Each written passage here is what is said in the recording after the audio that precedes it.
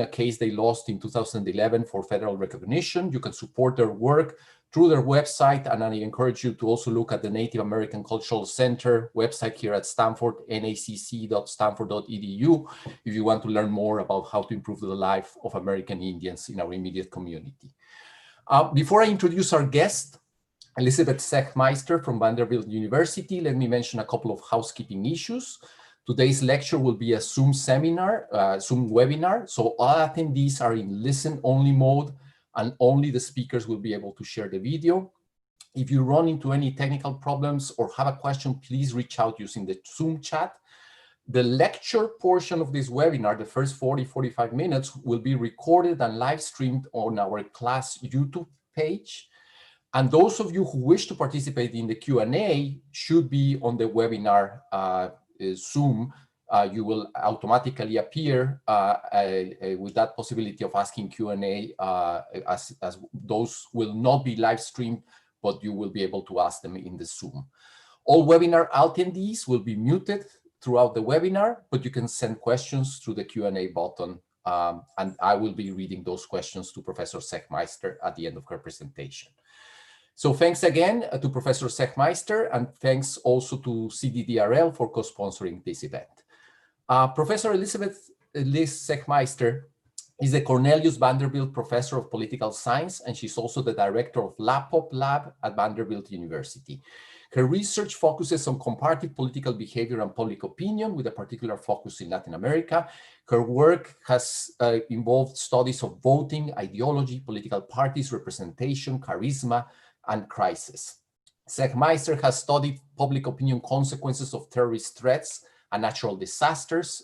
She has, for example, a book called Democracy at Risk: How Terrorist Threats Affect the Public, and also a book on Latin American party systems. She's also the co-editor of the Latin American Voter, Michigan Press, 2015. In her role as LAPOP director, she leads an incredible effort of the Americas Barometer, I would say the most important, the most rigorous regular regional survey of democracy and public opinion in 34 countries, including the whole hemisphere. She is currently also the chair of the Comparative Study of Electoral Systems project, and she has received numerous awards beyond also a very large number of publications. Liz, it's really a pleasure to have you here with us today.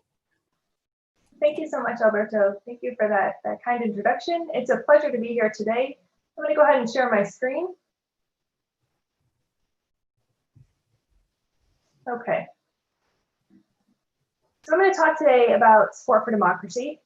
And what I want to accomplish with this talk is to give you a sense of the empirical landscape with respect to support for democracy in the Americas. And then I'm also going to make some arguments about the dynamics surrounding support for democracy in the Americas and beyond.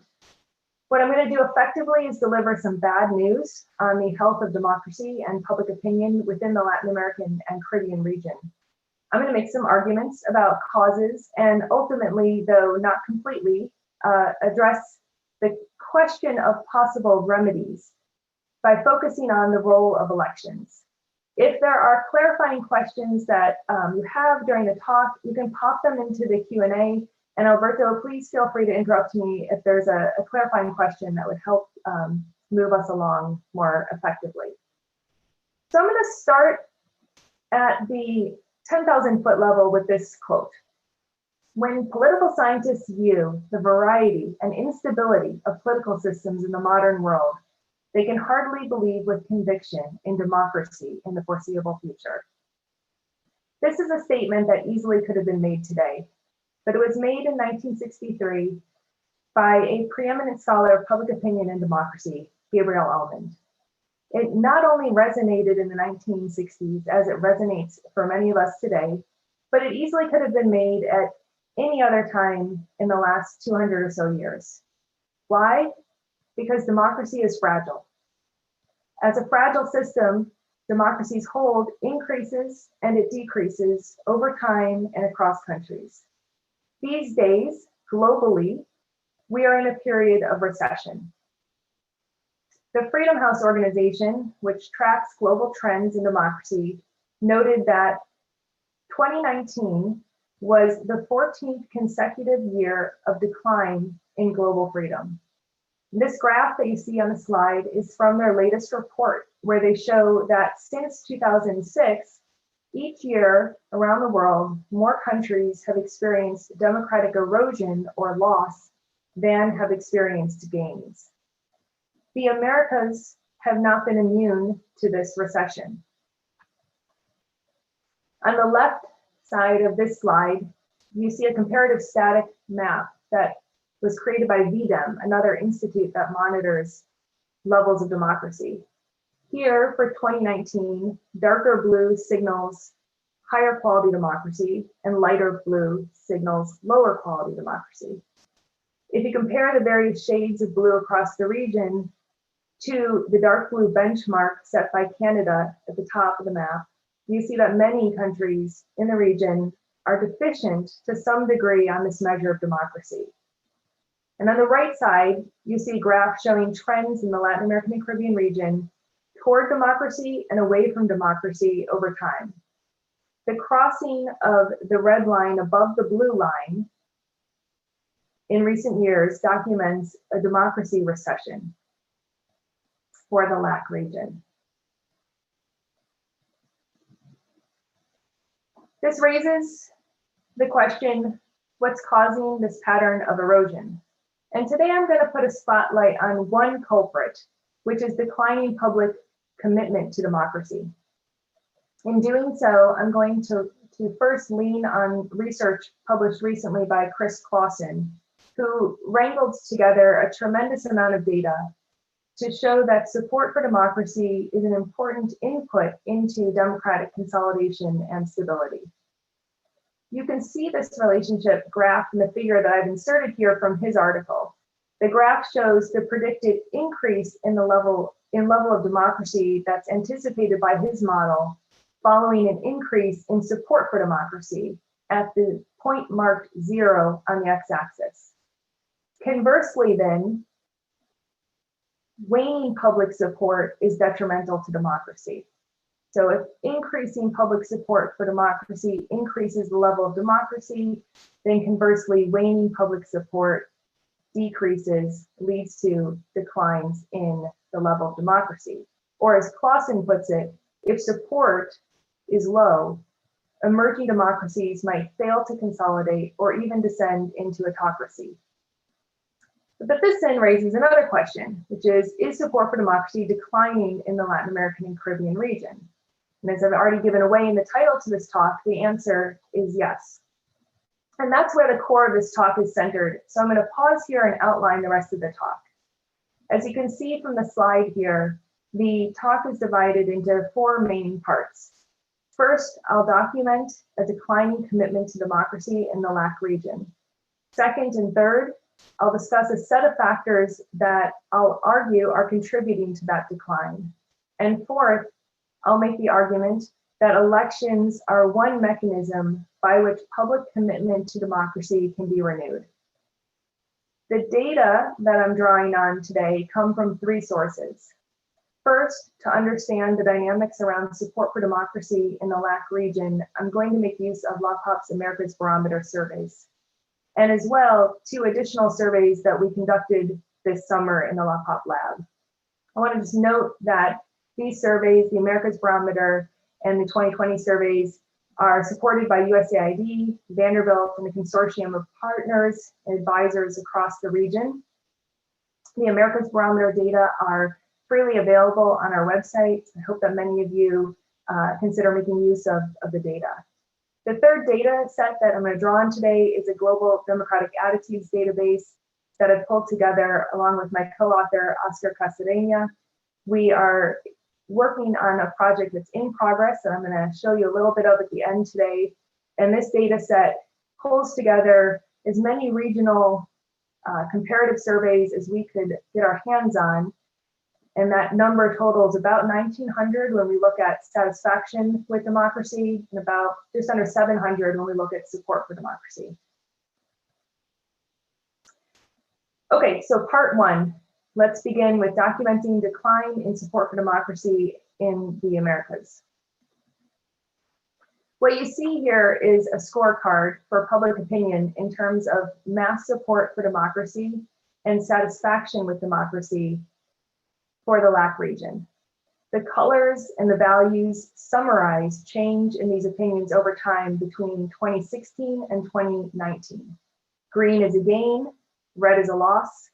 Darker colors represent more substantial shifts, and the numbers are arbitrary, assigned 1, 2, or 3, just to give us some ability to take into consideration the magnitude of the change. The scorecard includes all countries in the Latin American and Caribbean region that were surveyed as part of the last round of the Americas Barometer. If you're counting countries there at home, you'll see that Venezuela is not present. It's because Venezuela had transitioned to a situation in which it was no longer possible to safely conduct interviews in the 2018-19 round. And I can talk about that in the Q&A period if anyone is interested. What you can see when you look at the scorecard is that there are more losses than gains in these attitudes for the region between these years. There's variation across countries, but the sea of red is bad news when it comes to taking the health of the, take a summary of the health of the public opinion toward democracy in the region. And I want you to note, because we'll come back to them later, some of the countries that are doing better in these, on this graph, on this chart, than others. So Brazil, Mexico, in some sense Chile, Paraguay, Colombia are countries where we saw some uptick in support for democracy and or satisfaction with democracy. And in the other countries, we either saw no change or declines. Okay, the Americas Barometer, what I'm going to do now is I'm going to turn to show you some data that underlie this summary assessment. So as I promised, I'll give you an empirical look at what public opinion in the Americas looks like. The Americas Barometer asks about support for democracy by asking individuals to indicate the extent to which they agree or disagree with this statement. It's a statement that's inspired by something that Winston Churchill said. And the statement we give people is this: democracy may have problems, but it is better than any other form of government. So if you're playing along at home, feel free to consider your own answer to this question. What I'm going to do is code anyone who lands on the agree side of the scale as supportive of democracy. So then we can look at the proportion of people who fall on that side of the scale, that is the proportion of people who support democracy.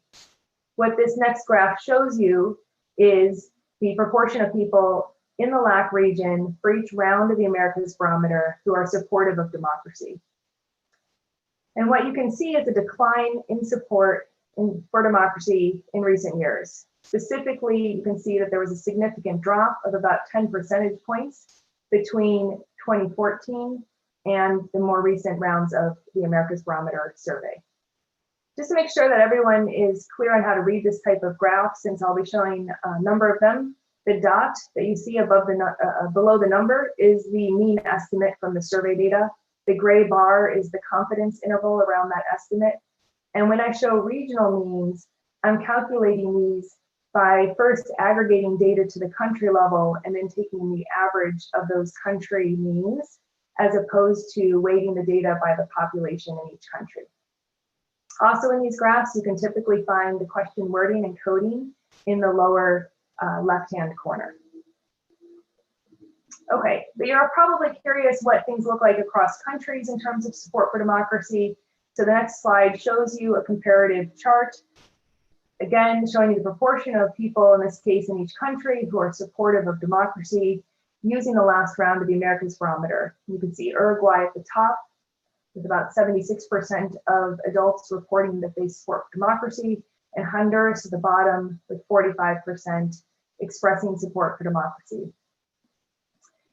It's worth noting that there are 4 countries where we estimate fewer than 1 in 2 adults supports democracy: Peru, Bolivia, Guatemala, and Honduras. And as a side note, written in text on the graph, and we can return to it later in the Q&A, it's worth noting that the young are less supportive of democracy on average in the region.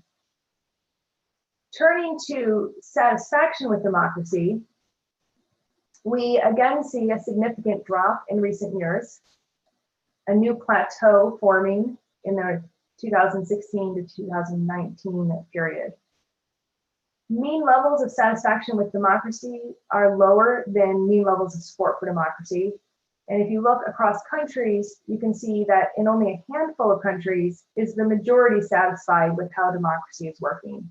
So here you see Canada, Uruguay, and the United States at the top of the graph, Colombia, Peru, and Panama at the bottom. So that's the portrait that we have with respect to support for democracy in the region over time and across countries. And I'm now going to move to considering a set of performance outcomes that I believe are contributing to a growing deficit in this growing deficit in confidence in democracy. And I'm going to go on a little bit of a tangent here to insert some theory, which is that performance shapes commitments to democracy. A number of scholars have asserted this performance-based thesis. So I've given you a site here to work by Pedro Magalhães, who has some nice work on this topic, both in terms of a discussion of it and an illustration of this dynamic. And to be clear, the argument here is that when democracies fail to perform well, the public observes those failings and in turn decreases their confidence in democracy. In a nutshell, across a variety of indicators, democracy has not been performing well in the Latin American and Caribbean region. We can see this through one lens by taking some headlines from the news in recent years. Here's a story on one of Brazil's former presidents being sentenced to prison for corruption. Here's a headline on Mexico's struggle to tamp down on crime and violence. Here's a story on political tensions and confrontations in Nicaragua.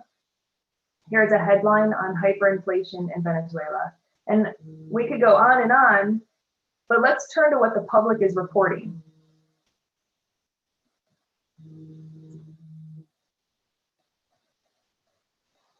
What you see here is another scorecard. So this scorecard is focused on public evaluations and experiences with crime and insecurity, corruption, and economic well-being. Again, I'm summarizing change over time for the recent period. And what you can see is that the public is observing and reporting on widespread failings in the provision of the rule of law and with respect to economic security. So I've ordered the countries, again, this time where countries that are doing better are at the sort of start of the chart, and countries that are doing particularly poorly in this time period are at the end of the chart. And again, as with democratic attitudes, we see more losses than gains.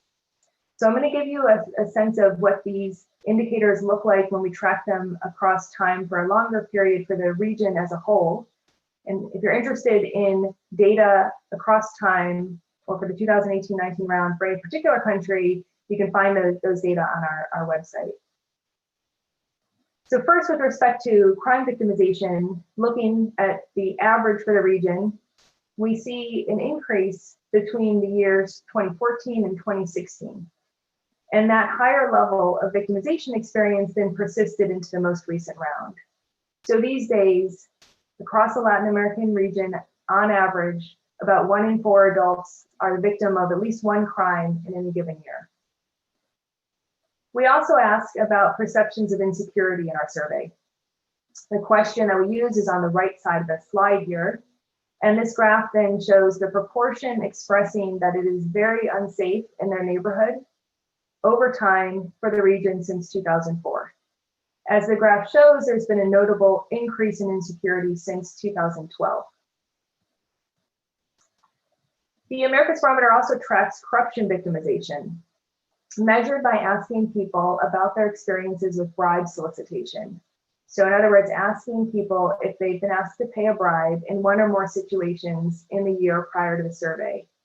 And we're going to combine all those into a single measure, indicating whether or not the person was asked for one bribe or more than one bribe, any bribe in the year prior to the survey or none. And so what you can see here in this cross-time graph for the region is that bribe solicitation persists at a fairly elevated level. So we're getting close to 1 in 5 adults victimized by a corruption experience in any given year prior to our survey. We also see that bribe solicitation on average for the region is a pretty sticky phenomenon. It moves a little bit up and down, but it doesn't move by much over time. In recent years in the Americans Barometer survey, we've asked about perceptions of corruption among politicians. And you can see here the results presented as the proportion of people who express that more than half or all politicians are corrupt. In 2016-17, that was about 64%, and in 2018-19, it was about 68%. So a slight increase to an already elevated number. Finally, we can look at the economic situation that people report. And we see here that there are reports of worsening economic situations, and those reports have increased on average for the region in recent years. So higher numbers here are worse to see because they mean that a greater number of people in the population are reporting that their own personal economic situation has decreased. And if we were to look at a similar figure for their perceptions of the national economic situation, we would see a similar pattern. So perceptions of both one's own economic situation and the national situation have been getting worse over time. And consistent with arguments made by others, the data suggests that this matters for democratic attitudes.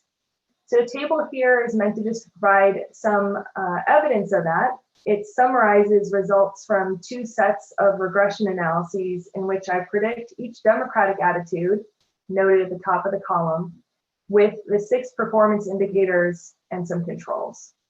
And what you can see is that in each case, most or all of the theorized causes predict opinions on democracy. Lower evaluations and worse experiences are associated with lower support for democracy and lower satisfaction with democracy. In short, the crisis of confidence that the LAC region is experiencing with respect to democracy is rooted in systematic and persistent failures by a set of systems that are branded as democracies. I want to now turn to a brief look at the challenge that the pandemic poses for support for democracy in the region. And I'm going to do so through the lens of 2 surveys that we conducted this summer, one in Haiti and one in Peru. These are phone surveys, as face-to-face research is not possible or practical right now for obvious reasons. The data are weighted to approximate a nationally representative sample. So first, let me note what many of you are no doubt already aware of, which is that the pandemic has been devastating to the Latin American and Caribbean region. The graph on the left is from the WHO, the World Health Organization, and gives an overview of the spread of cases across the region. The graph on the right is from Johns Hopkins and shows that out of the top 10 countries with the most reported cases around the world as of this month, 5 are in Latin America. So not surprisingly, when we ask people about the pandemic, the public tells us that they're concerned. We asked people in both Haiti and in Peru if they believe that the coronavirus outbreak is a very serious problem. And the majority in both countries think that it is. That is indicated by the darker blue slice that you see in each pie here. I want to note that you'll see that concern is higher on this measure in Peru. So you can see that in Peru, about 77% of people say that the pandemic is very serious, and in Haiti, that number is 64%. That is most likely due to the timing of the 2 surveys. We conducted the Haiti survey when the pandemic was just beginning to hit the country, and we conducted the Peru survey a little bit later. If you've seen headlines coming out of Peru, you know that accessing healthcare to treat the virus is a significant challenge.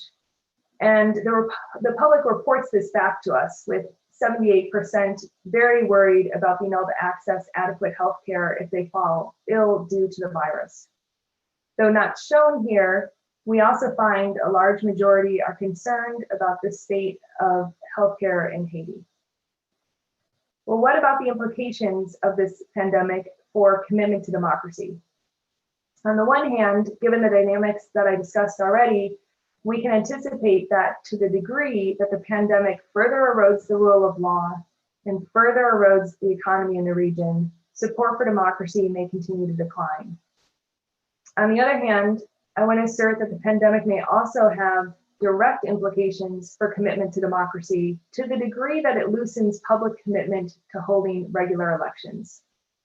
So we were able to get a glimpse of this in the surveys that we conducted in Peru and Haiti by asking people about a scenario in which there is a public health emergency like the coronavirus.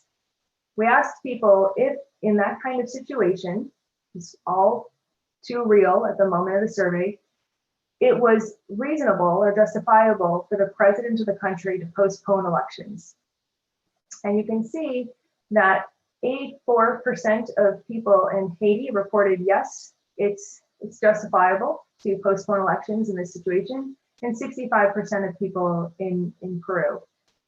Well, what do those numbers mean? To put them in comparative perspective within these surveys, we randomly assigned half the respondents to this set of questions, and we randomly assigned another half of respondents to a similar question, but that question asked about postponing elections due to violence and sort of instability in the country. So sort of street instability, violence and violent confrontations. And what we see is that in both countries, the vast majority think postponing elections is reasonable in those cases, but not to the same degree that they express a willingness to tolerate postponing elections in the case of a pandemic like the current one. So I would argue that one of the many hazards that the pandemic is causing for democracy lies in the manner in which it increases the public's tolerance for postponing elections. And that's a problem because elections are integral to democracy. And this is where I'm going to move on to the fourth part of this talk. Even the most minimal definitions of democracy require regular elections. So postponing elections is a problem because it postpones the most vital process that takes place within a democracy. It's also a problem because elections serve as a ritual by which the public regularly renews its commitment to a democracy. At least that's the argument I'm going to make in this last section.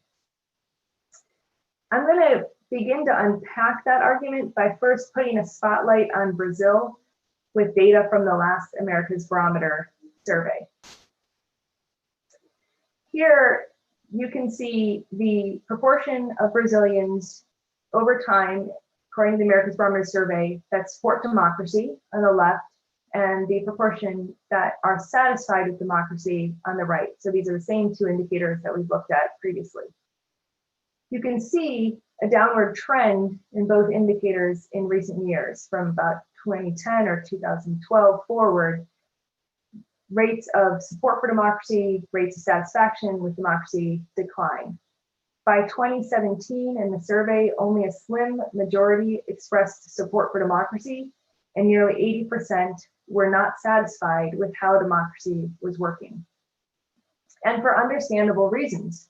What democracy was delivering was not good. It was delivering poor economic performance. It was delivering accusations that the president, who was subsequently impeached, was cooking the financial books. And people were observing those failings and updating their support for democracy, their commitment to democracy, and it's reflected in the survey. What happened next is important. In 2018, Jair Bolsonaro was elected to the presidency. In the most charitable of descriptions, you could say that Bolsonaro is ambivalent to democracy. And here you can see that ambivalence, or arguably outright hostility to democracy in his own words. In 1993, he expressed support for dictatorship. In 1999, he expressed disdain for voting. In 2018, as a candidate, he made an offhand remark about shooting all of those who support a rival party, the PT, in the area in which he was campaigning at the time. And also in 2018, as a candidate, and again referring to those on the opposite side of the political aisle, he spoke of banishing his rivals from Brazil. And from just a sample of headlines, we can see that the actions that Bolsonaro has taken since his inauguration on January 1st, 2019, have continued to fuel concerns about his commitment to democracy and the implications of that weak commitment to democracy for Brazil's system. Moreover, you can see in the graph on the right side of the slide that Brazil's level of democracy has continued to erode since Bolsonaro's election.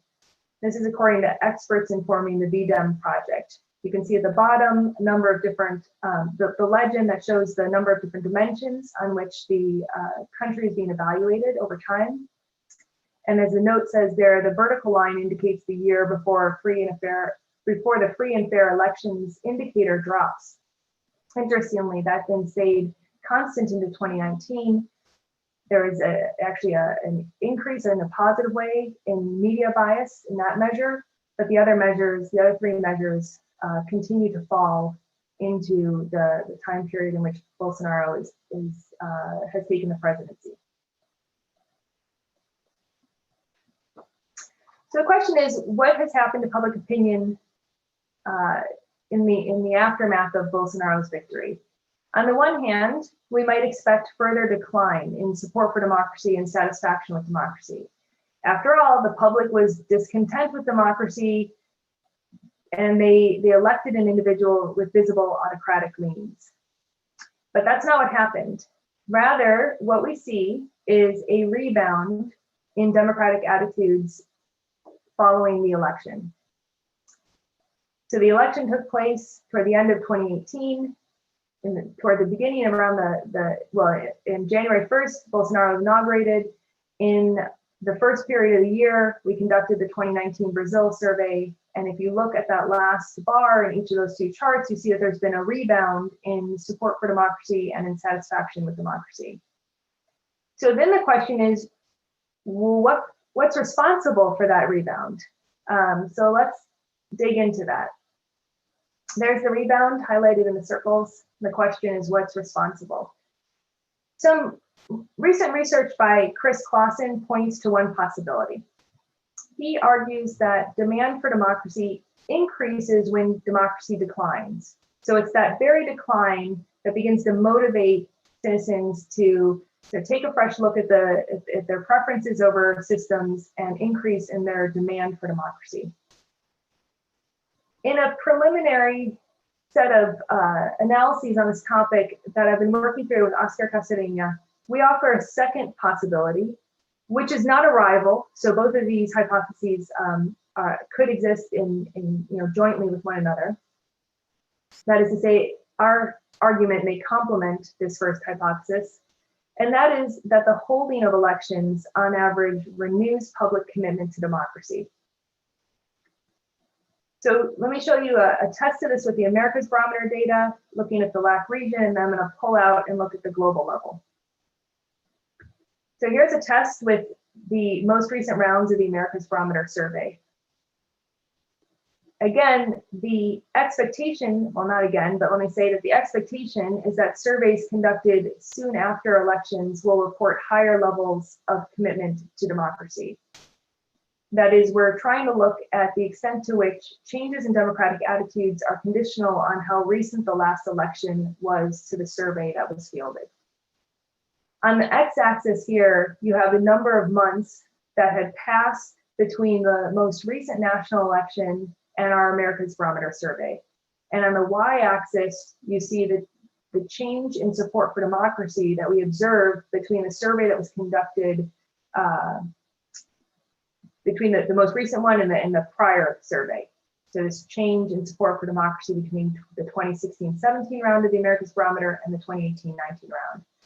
The oval bands together the countries that had elections in close proximity to the last round of the Americas Barometer survey. So you can see Brazil here, but if you recall, the countries that I had flagged for you at the very start of the talk as the countries in which we had seen some positive upticks in support for democracy, they're here on this side of the graph.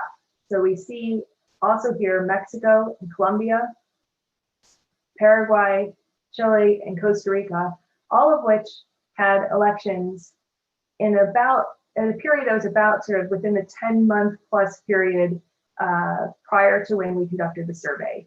So they're in a post-election period. Honduras stands out as an exception. There was an election in recent proximity to the timing of the survey, just over 10 months prior, but it was a seriously flawed election, and that may account for why it stands there as an outlier. So let's look at this is support for democracy. Let's look at satisfaction with democracy. Again, opinion ticks upward in countries that have more recently experienced an election.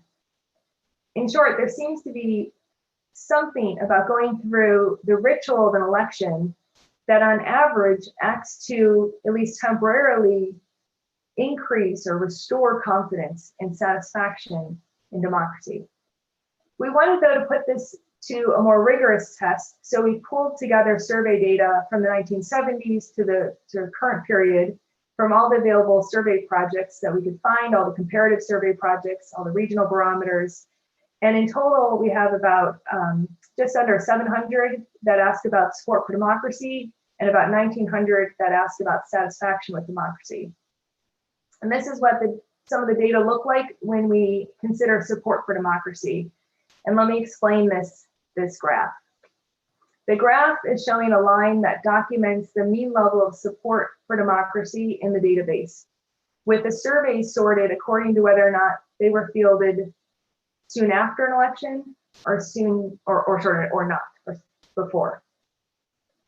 So to wrangle the data into a readable figure, what we're doing here is we're looking at those surveys that took place up to 10 months prior to an election and up to 10 months after an election.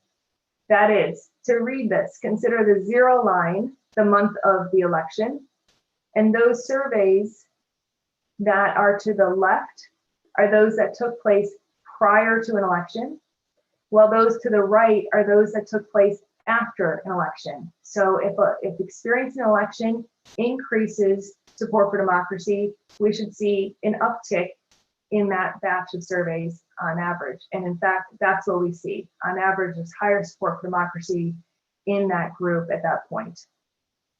So we see a bump in support for democracy that's conditional on the time of the survey relative to the last national election. Support for democracy is at least a bit higher in countries that have more recently experienced an election. So what about satisfaction with democracy? Here we find an even larger effect, which is not surprising given that satisfaction with democracy is a question that's more specific and it's more elastic in terms of its sort of nature of it as an attitude.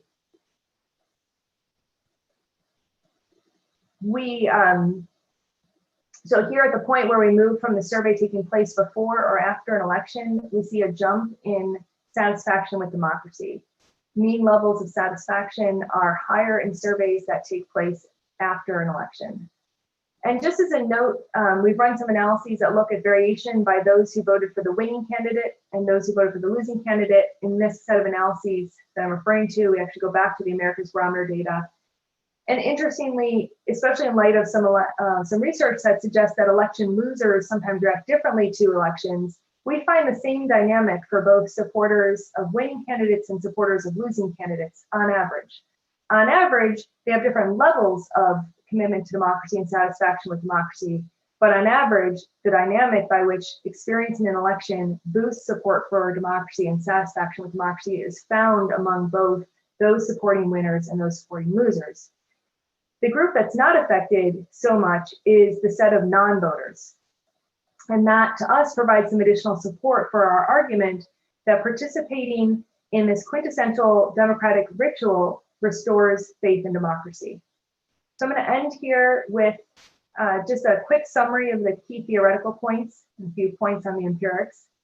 The first is that democracy exists in a fragile state. Its survival rests on a number of factors, including public commitment to the system. Public support for democracy and democracy are eroding in tandem in the Americas. Persistent poor performance undermines support for democracy in theory, and also appears to be a key factor in declining support for democracy in the LAC region. In bad times, when the public has waned in its support for democracy, elections carry the potential to fuel erosion by electing in leaders with thin commitment to democracy. But these same elections carry the potential to bolster support for democracy. Clausen argues that this happens as the public responds to democratic decay, while we argue that there's also a direct effect of elections on support for democracy. Elections are the most important and sacred of democratic rituals, and experiencing them on average gives a boost to public faith in democracy. That post-election rebound in commitment to democracy is important because it may increase motivations to confront and reverse democratic decline. But that post-election bump appears to be temporary, which may mean that there is a window in the post-election time period during which democracy promotion and democracy building efforts are especially critical to the long-term survival of democracy. Thank you. Thank you so much, Liz. I don't know if we can maybe stop sharing your screen so that